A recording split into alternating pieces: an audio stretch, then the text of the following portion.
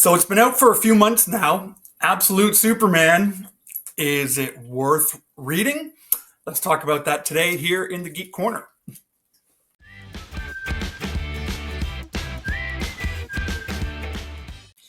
Hey there, everybody. It's Rev Kev. Welcome back to the channel. I know it's been a while, but I'm back.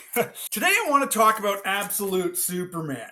Now, if you're not familiar with the whole Absolute comic book line that's happening right now, this came out of the death of Darkseid in the DC comic stories, and a new universe was created by his death, which is dark and grimy and very different than the regular DC universe. Now, DC has done this before where they've tried to create something new.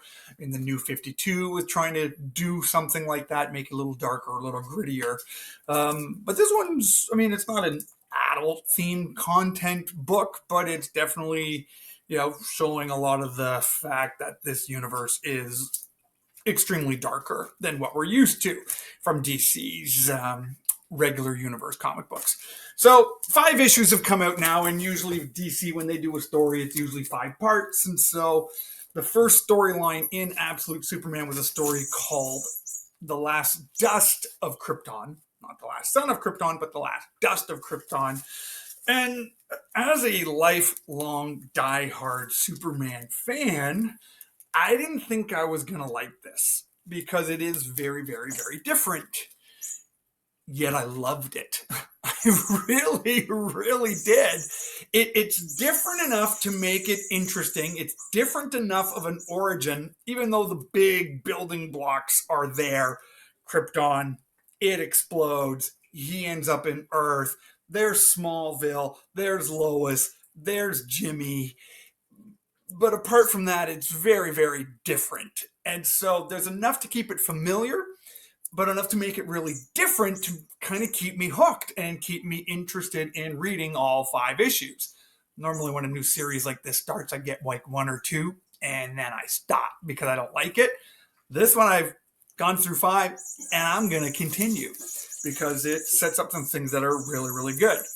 Now, if you really don't like Superman, I would actually encourage you to give this a try, because maybe the things that you don't like about Superman are addressed in this. Namely, the fact that he's really overpowered and nothing really bad can happen to him. Well, this is very different. He's still Superman. He's still very, very powerful.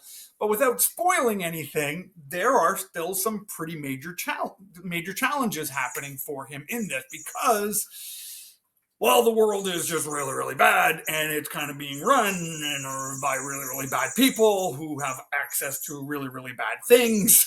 And so, again, trying not to spoil this. This is spoiler free, but it's worth checking out. It is definitely worth checking it out. If you are a Superman fan and you have been avoiding this, as a fellow Superman fan, I can tell you, give it a shot. I loved it. I thought it was great. The core of some of who of Superman is, and what makes him endearing to like lifelong Superman fans, is in there. It really is. And so I really appreciated how the creators of this were able to take something very, very new and yet something that's very old and combine them together into a really good and compelling story with a lot of really interesting world building that keeps me interested in seeing where this goes.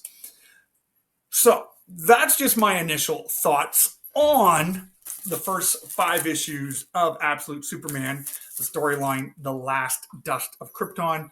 I'm curious, have you read it? If you have, would love to know your thoughts down in the comment section below.